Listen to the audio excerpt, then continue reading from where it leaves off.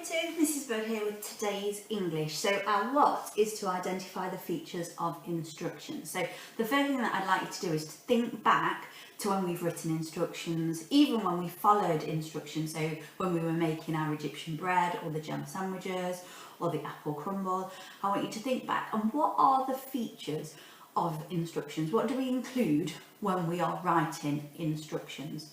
Okay, I'm just going to give you few seconds to think back. Fantastic.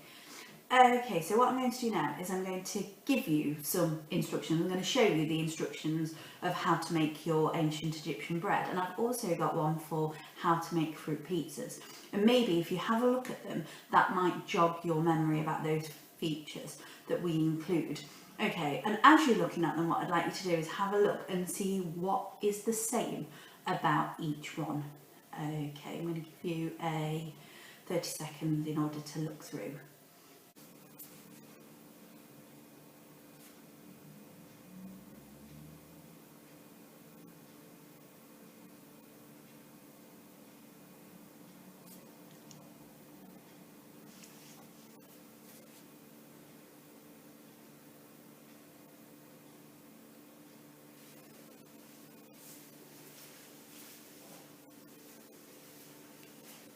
Okay, so now that you've had time to just have a look at them and go through them and look at the similarities between them, hopefully you will have noticed that each one has a title at the top. Okay, so here, so each one has a title.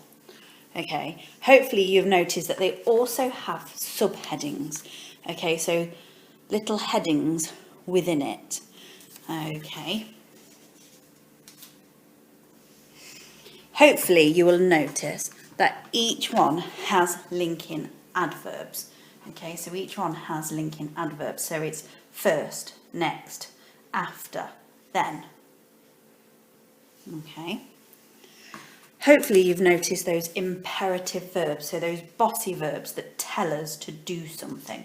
So here, spread or place. Here, pour or need. Okay, hopefully you'll have noticed that they have adverbs. So adverbs.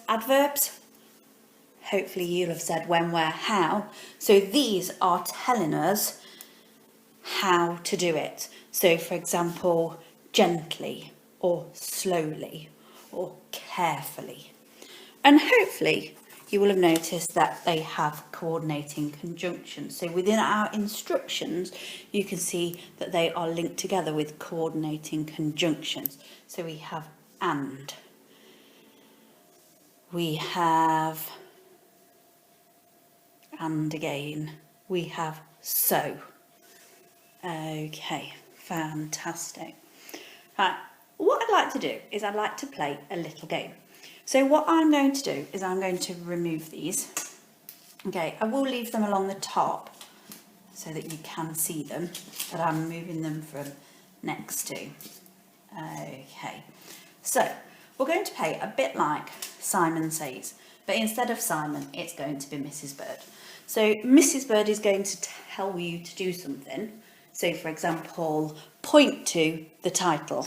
And what I would like you to do is point to the title. Remember, if it doesn't start with Mrs. Bird, then on the game Simon Says, if it doesn't start with Simon Says, then we don't do it. So let's see who I can trick. Okay, so Mrs. Bird says, point to the title. Mrs. Bird says, hide an imperative verb. Circle a subheading. Ooh. Mrs. Bird says, underline a coordinating conjunction. Mrs. Bird says, circle a linking adverb. Hide an adverb. Ooh. Mrs. Bird says, hide a subheading. Mrs. Bird says, point to an adverb. fantastic year two. Hopefully you managed to get them right, but I also hope that I managed to catch you out a few times. See you tomorrow, year two. Bye.